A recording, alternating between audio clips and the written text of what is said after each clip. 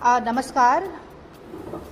सबसे पहले तो आज की प्रेस वार्ता में आए सभी पत्रकार बंधुओं का, प्रेस मीडिया के साथियों का मैं स्वागत करती हूं, अभिनंदन करती हूं। आज की प्रेस वार्ता में मेरे साथ मंच पर विराजमान कांग्रेस पार्टी की सरकार जो छत्तीसगढ़ में है उसके वरिष्ठ मंत्री, शहरी निकाय और श्रम कल्याण मंत्री शिव कुमार डहरिया जी हमारे साथ हैं। मीडिया प्रभारी संजीव आनंद शुक्ला जी हमारे साथ हैं।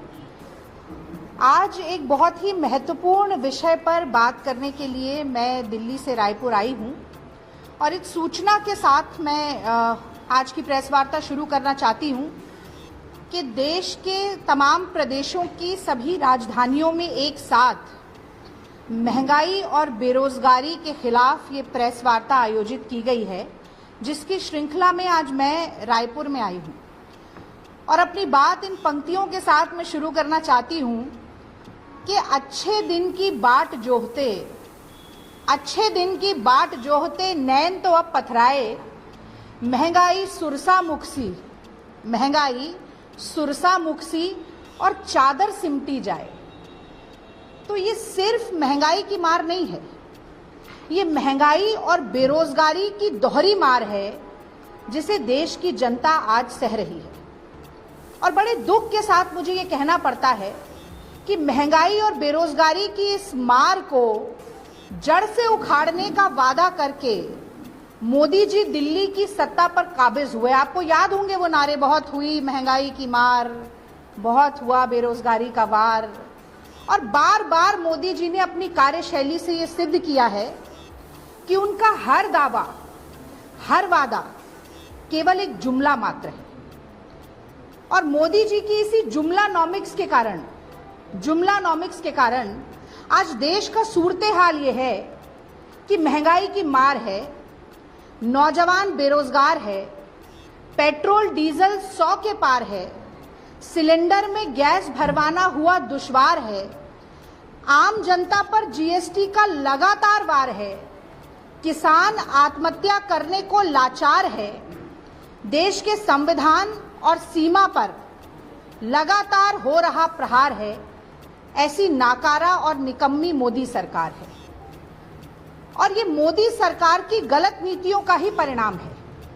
बिना विपक्ष से विमर्श किए, बिना विशेषज्ञों की राय जाने, बिना आम सहमति बनाए आनन फानन जो ये निर्णय लेते जाते हैं, अधिनायकवादी राजनीति के चलते जो बड़े बड़े फैसले करते जाते हैं, उसी का परिणाम यह है साथियों कि पिछले 35 साल में देश में महंगाई की दर सबसे ज्यादा है। पिछले 45 सालों में बेरोजगारी की दर सबसे ज्यादा है। और जब मैं 45 साल की बात करती हूं, मैं कोरोना काल से पहले की बात कर रही हूं। 35 साल में महंगाई दर सबसे ज्यादा, 45 साल में बेरोजगारी सबसे ज्यादा और 75 साल यानी कि आजाद भारत के इतिहास में रुपये का अवमूल्यन सबसे ज्यादा। यानी कि महंगाई ऊपर, बेरोजगारी ऊपर और देश का रुपया नीचे गिरा है धड़ाम।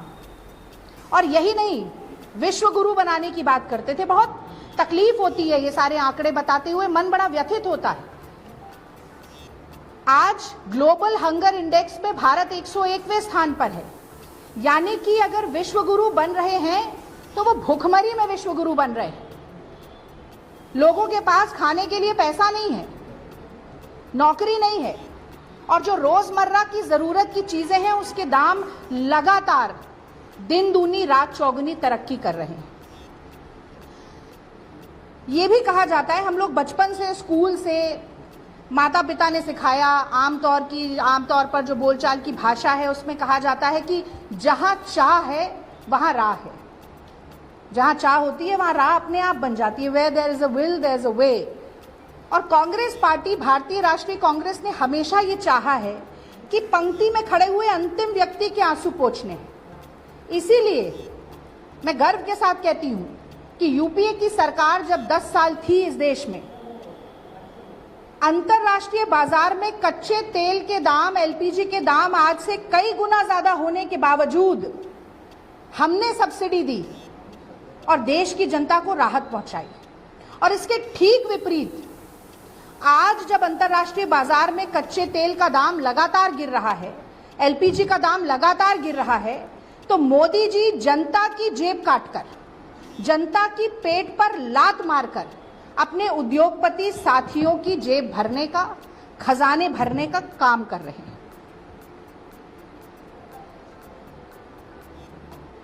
अब मैं आपको उदाहरण के तौर पर कुछ आंकड़े बताना चाहूंगी।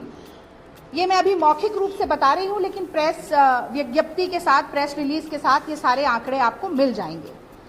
तो मई 2014 की बात करें, कच्चा तेल $106 प्रति बैरल अंतर्राष्ट्रीय बाजार में मिल रहा था, और देश में पेट्रोल की कीमत थी 71 रुपया और डीजल की कीमत थी 55 रुपया। अगर हम अगस्त 2022 की बात करें, यही महीना जो अभी चल रहा है, तो कच्चा तेल करीब करीब $97 प्रति बैरल है, और दाम हो गया है 112 रुपये पेट्रोल का और 95 से 100 रुपया डीजल का।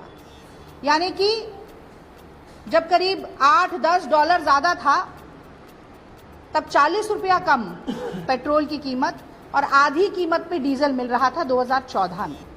अगर हम एलपीजी की बात करें तो वही बात है, $881 2014 में, और दाम था 410 रुपया। आज अगस्त में $670, और दाम तो आप लोग सब जानते ही हैं, क्योंकि किसके घर में सिलेंडर नहीं आता है। 1053 से 1200 रुपये। और अगर काला बाजारी की बात कर लें या ब्लैक में जो मिलते हैं सिलेंडर, उनकी बात कर लें, तो वो तो आम आदमी की पहुंच से कहीं बाहर है। और इसी तरीके से कितनी वृद्धि हुई है दामों में, और अन्य जो रोजमर्रा की चीजें हैं उस पर भी मैं थोड़ा सा प्रकाश डालना चाहती हूं। एलपीजी के सिलेंडर में 156% की वृद्धि है। 410 रुपए से अगर हम 1240 रुपए की बात करें, 156% की वृद्धि 2014 से 2022 के बीच में। पेट्रोल 71 रुपए से हम 112 की बात करें तो 40% की वृद्धि है। डीजल में 75% की वृद्धि हो चुकी है। सरसों का तेल जो 90 रुपए प्रति किलो या प्रति लीटर मिलता था, वो आज 200 रुपया मिल रहा है, दुगने से भी ज्यादा दाम है। 122% की वृद्धि है। गेहूं, आटा अगर हम बात करें, 22 रुपए 20 रुपए प्रति किलो जो मिलता था, आज 40 रुपए तक पहुंच गया है, 81% की वृद्धि है। और दूध जो 35 रुपए लीटर मिलता था, आज 60 रुपए लीटर मिल रहा है, 31% की वृद्धि है। और इसी के साथ एक और वादा मैं याद दिलाना चाहती हूं। 2019 में मोदी जी ने बहुत साफ तौर पर कहा था, और बड़ा दम भरते हुए ये कहा था, कि जो खाद्यान्न की वस्तु हैं, जो खाने पीने का सामान है, दूध, दही, घी, छाछ, पनीर, ये हमेशा जीएसटी से के दायरे से बाहर रहेगा। 2019 में कहा कि जीएसटी के दायरे से बाहर रखेंगे, और 2022 आते आते 5% जीएसटी इन सभी चीजों पर लगा दिया गया है। और मोदी जी की प्राथमिकता किसके साथ है?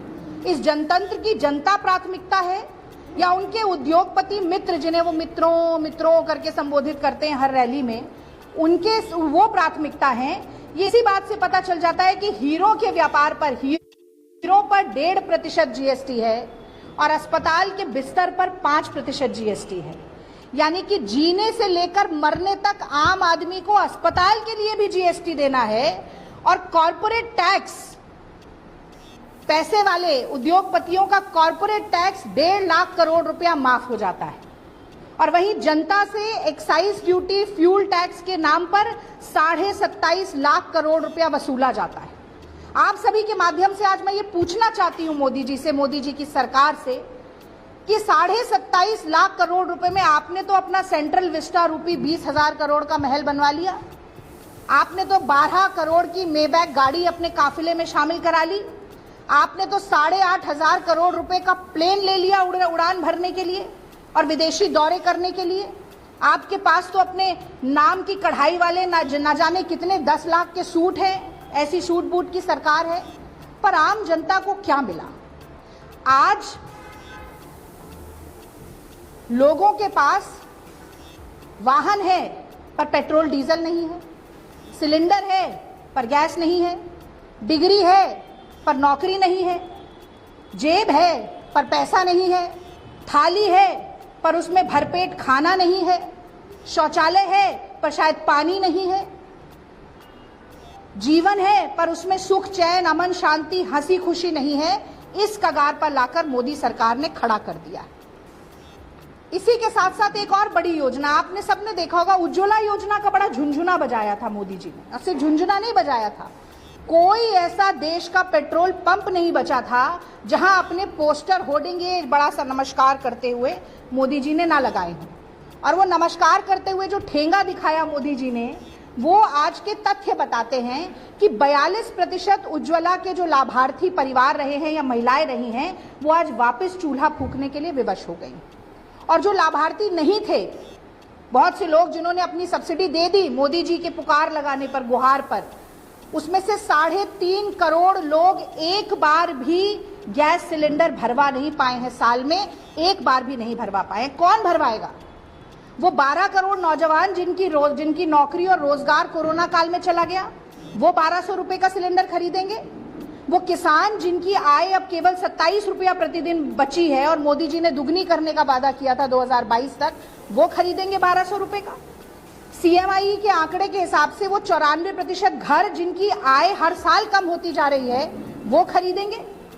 कौन खरीद सकता है 1200 रुपए का सिलेंडर? मैं समझती हूं कि ये सवाल मोदी जी से पूछना आज बहुत ज्यादा जरूरी है। एक और वाकया मुझे याद आता है, GST और नोटबंदी गलत तरीके से लागू होने पर डॉक्टर मनमोहन सिंह जी ने चेताया था मोदी जी को और कहा था कि ऐसा मत करिए, देश की अर्थव्यवस्था का बंटाधार हो जाएगा, GDP 2% नीचे आके गिरेगी। और वही हुआ।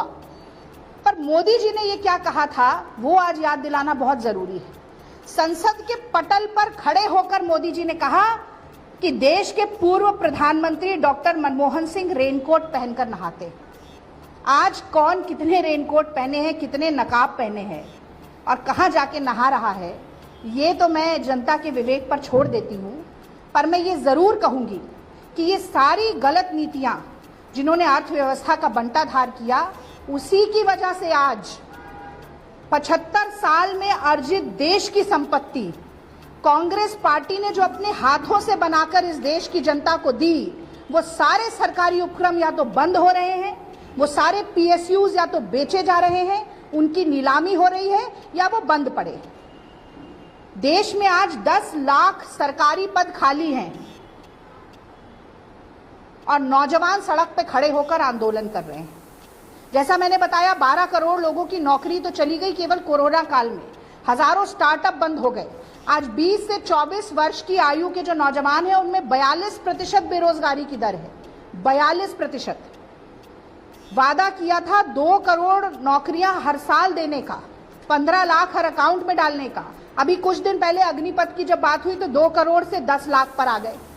और अग्निपथ योजना के नाम पर न सिर्फ नौजवानों के भविष्य के साथ खिलवाड़ कर रहे हैं, पर बड़े दुख के साथ मैं कहती हूं कि इस देश की सुरक्षा के साथ भी खिलवाड़ कर रहे हैं।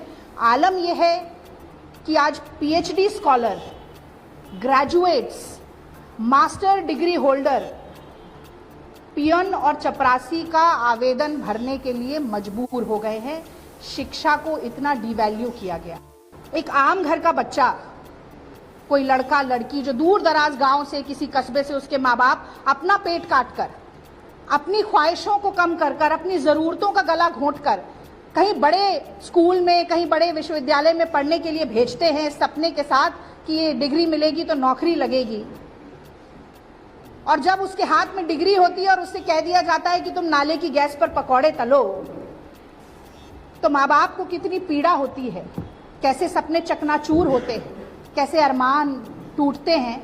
ये जानने के लिए 56 इंच का सीना नहीं चाहिए, ये जानने के लिए एक धड़कता हुआ दिल चाहिए, जो मोदी सरकार के पास नहीं है।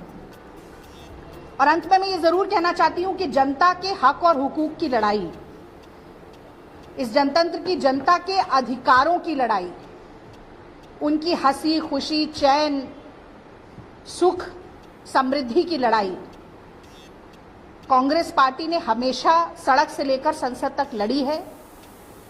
जनता के साथ कंधे से कंधा, कदम से कदम और आवाज से आवाज मिलाकर लड़ी है। निरंकुश सरकार पर हर तरह से अंकुश लगाने का काम किया है। और बहुत गर्व के साथ मैं कहती हूं कि चाहे भट्टा परसौल हो, किसानों के लिए सड़क से लेकर संसद तक ट्रक चलाने की बात हो, पिछली 5 अगस्त के दिन महंगाई और बेरोजगारी के खिलाफ आवाज बुलंद करके संसद से राष्ट्रपति भवन तक चल के अपनी गिरफ्तारी देने की बात हो, यदि विपक्ष का कोई एक नेता ऐसा है जो रोज की समस्या से जुड़े हर मुद्दे के लिए मोदी सरकार की आंखों में आंखें डालकर चुनौती देने का मादा रखता है, तो वो राहुल गांधी जी हैं। मुझे इस बात पर बहुत गर्व है और इस बात पर भी गर्व है कि भारतीय राष्ट्रीय कांग्रेस महात्मा गांधी के दिखाए उस रास्ते पर कि हर गरीब आदमी के चेहरे पर मुस्कान लानी है, उसके आंसू पोंछने हैं, आज भी प्रतिबद्ध है, आज भी संघर्षरत है। महिलाओं की बात हो, नौजवानों की बात हो, किसान की बात हो, आमजन की बात हो, सारे मुद्दे कांग्रेस पार्टी उठाती रही है। 5 जून 2021 से लेकर आज तक हमने 7 बड़े प्रदर्शन महंगाई और बेरोजगारी के खिलाफ किए हैं।